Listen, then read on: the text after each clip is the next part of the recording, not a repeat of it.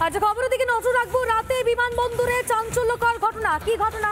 কলকাতা বিমানবন্দর থেকে পালানোর চেষ্টা বাংলাদেশের।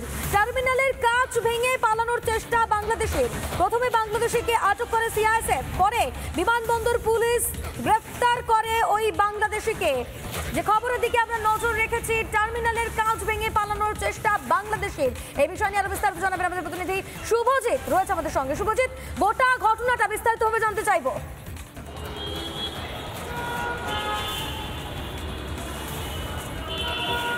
এই মুহূর্তে আমরা রয়েছি ঠিক কলকাতা বিমানবন্দরের রুমকি। আমরা যেটা জানতে পারি যে আজকেই অর্থাৎ শুক্রবার এই টানজি টার্মিনালের কাছে এই ঘটনাটি ঘটে এবং এই ঘটনায় জানা যায় যে একজন বাংলাদেশি যুবক, তার নাম জানা যাচ্ছে 25 বছরের এই বাংলাদেশি যুবক মোহাম্মদ আশরাফুল, সে নাকি বাংলাদেশি এবং সে এই টার্মিনালে কাজ ভেঙে বেরোনোর চেষ্টা করছিল এবং এই ঘটনার নজরে আছে সিআইএসএফের এবং সিআইএসএফ তাকে আটক করে এবং পরবর্তীকালে তাকে পুলিশের হাতে তুলে দেওয়া হয়।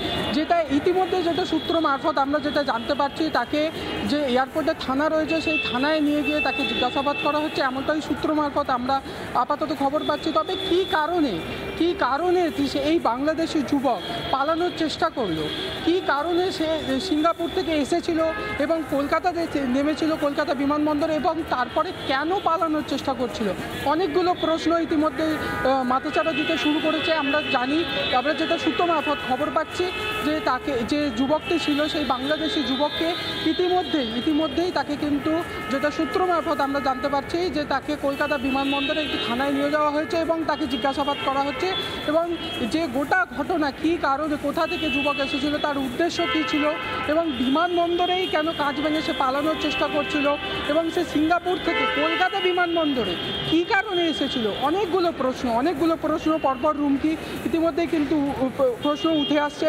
ফলত আমরা যেটা ইতিমধ্যে খবর পাচ্ছি যে তাকে দ্বিতীয় যুবক জানিয়েছে যে সে নাকি সিঙ্গাপুর থেকে এই কলকাতায় এসেছিল এবং শুক্রবারই অর্থাৎ আজকেই সে এসেছিল এবং তাকে জিজ্ঞাসাবাদ করে পরবর্তী ধাপে কী জানতে পারা যায় সেদিকেও আমাদের কিন্তু নজর রাখতে।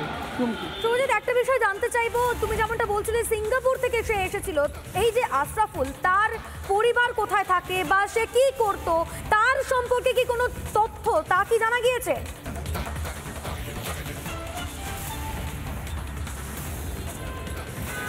হ্যাঁ, যেটা জানতে পারা যাচ্ছে যে বাংলাদেশের নারায়ণগঞ্জের বাসিন্দা এই আশরাফুল এবং এই মোহাম্মদ আশরাফুল সে কী কাজের সঙ্গে যুক্ত ছিল সেটা ইতিমধ্যেই খতিয়ে দেখা হচ্ছে। যেটা সবথেকে বড় প্রশ্ন জাগছে যে কেন সে সিঙ্গাপুর থেকে কলকাতায় এলো এবং কলকাতায় এসে সে কী কারণে বিমানবন্দরে কাজ ভেঙে বেরোনোর চেষ্টা করছিল। এই দুটো প্রশ্ন কিন্তু ইতিমধ্যেই যারা পুলিশ কর্তারা রয়েছেন তারা কিন্তু খুঁজে বের করার চেষ্টা করছেন।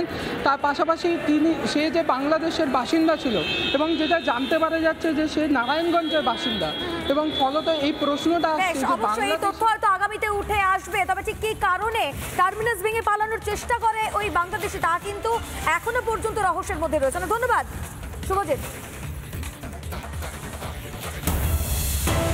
নানা ধরনের কন্টেন্ট দেখার জন্য লাইক করুন, শেয়ার করুন আমাদের ফেসবুক পেজ, সাবস্ক্রাইব করুন আমাদের ইউটিউব চ্যানেল।